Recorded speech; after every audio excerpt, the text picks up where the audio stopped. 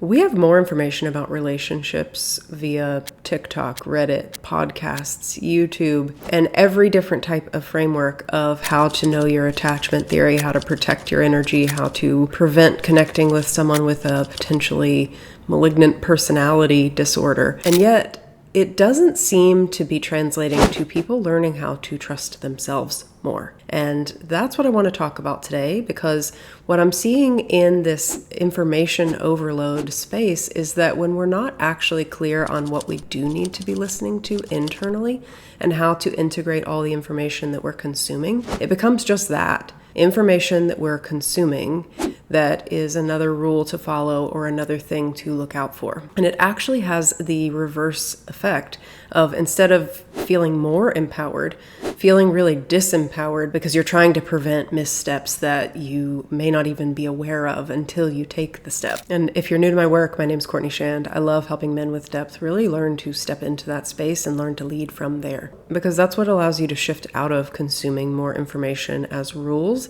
and learning to trust your own perception of things and apply those frameworks in a way that feel really empowering for you. And I have to be honest, it does seem really rational and even strategic to learn ways to prevent hurt, because no one wants to feel hurt. And yet it seems like it's creating this culture where the first sign of discomfort causes people to want to disengage completely. And while I'm not saying that you need to stay in situations that are genuinely not right for you or even not healthy, but what I do want to point at is that having more information isn't the same as learning how to trust yourself in applying the information. And when it comes to finding someone who is a compatible fit for you, learning how to trust yourself in the process and what to listen to internally that lets you know that you're on the right track or not is going to be really helpful for you.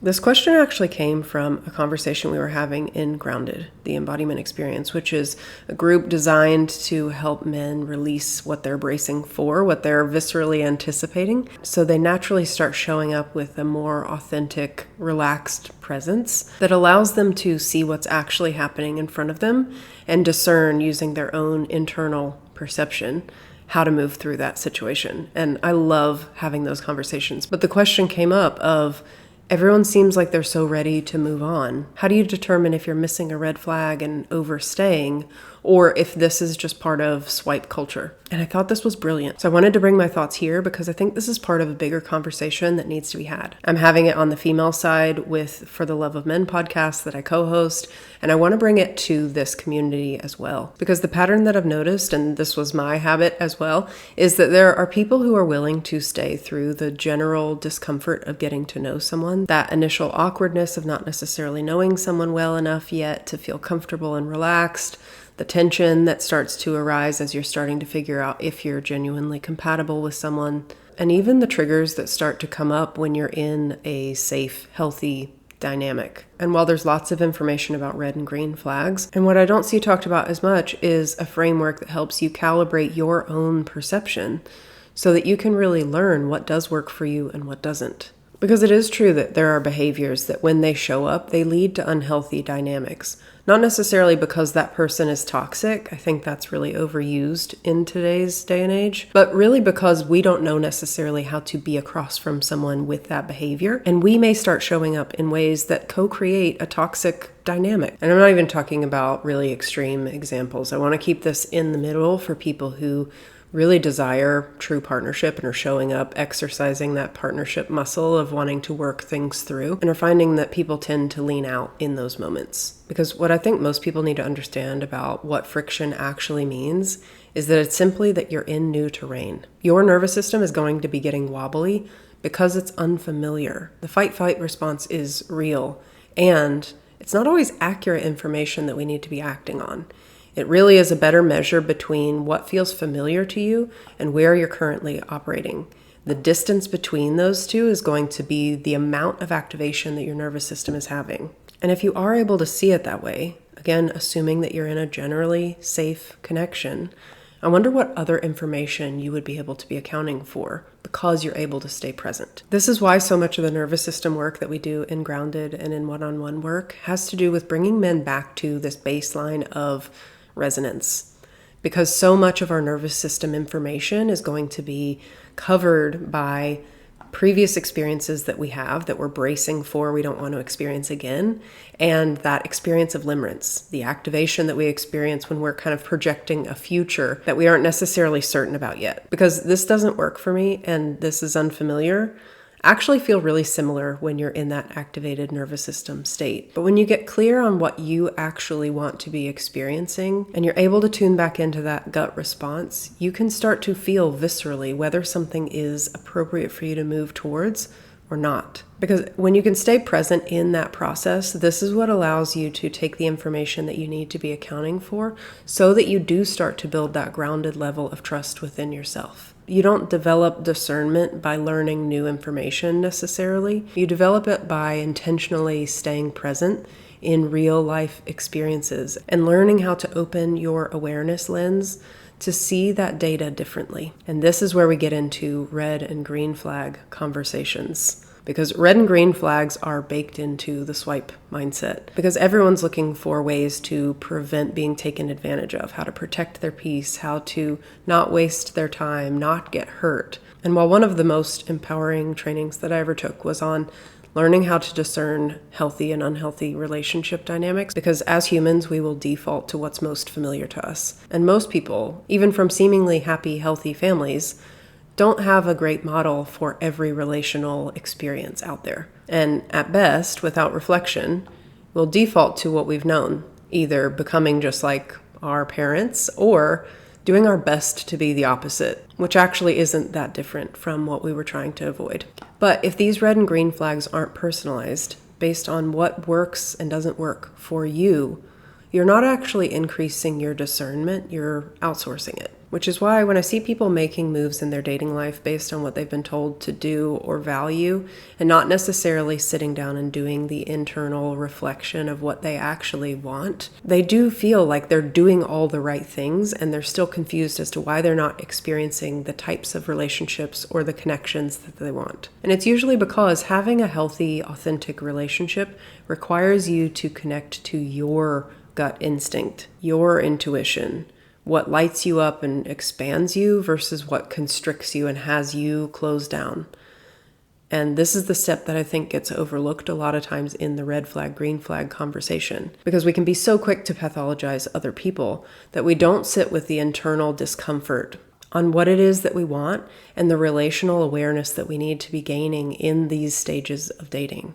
Because as I mentioned in a previous video, again, I'll link it here, Heidi Priebe put forward a really great term called relational awareness, and I love that, as opposed to just self-awareness. The difference being self-awareness is what we learn about ourselves on our own. We can do lots of internal reflection. And this relational awareness is what comes online for us when we are in relationship and around other people. When that relational field is open to us, we show up in different ways and we call forward different aspects of different people.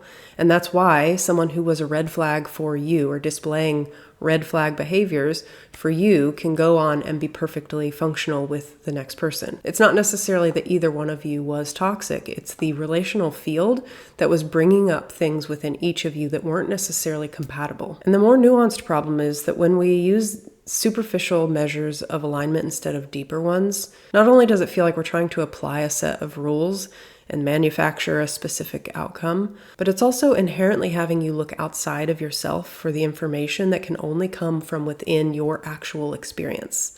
That's where relational awareness is built. It's starting to step back into your actual experience and being with the information that you're getting from that space. Because genuine discernment actually requires that you be connected enough with yourself to step into the space with some level of neutrality. And I don't mean objectivity.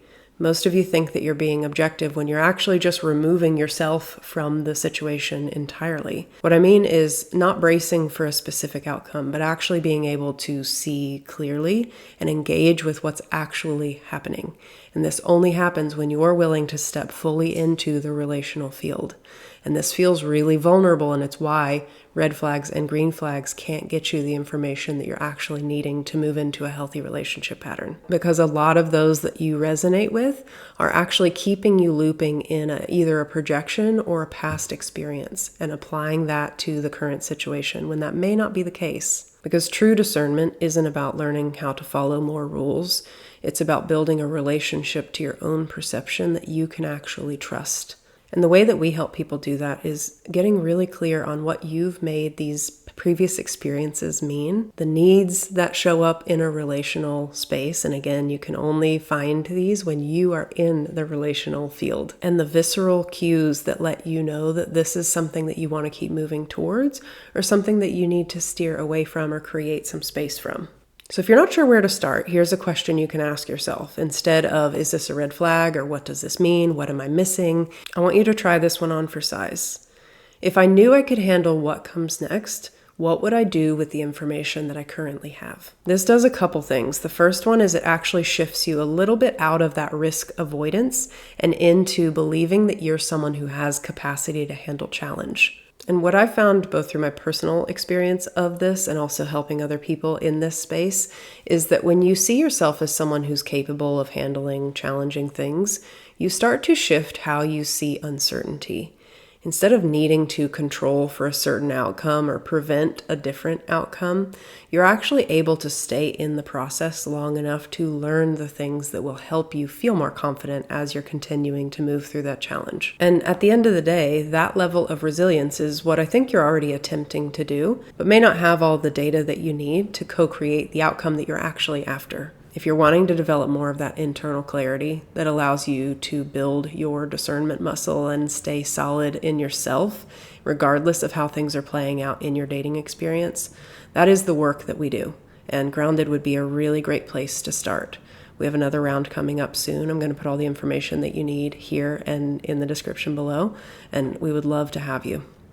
If that's not quite where you're at or what you're ready for, and you want to start shifting into your own depth and learning how to move from that place of owning who you are and what you want, Break the Ice would be a really great place to start. You can take it at your own pace. It's really designed to help you start connecting to your sense of agency as someone with depth instead of looking for external signals that you're doing it right.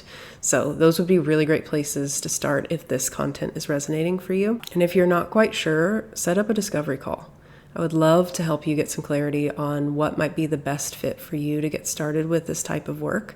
And as always, I hope this was helpful. And if you liked this video, I'm also going to put this one here where I did talk a little bit further about some red and green flags that you might need to be looking for if you're someone with depth.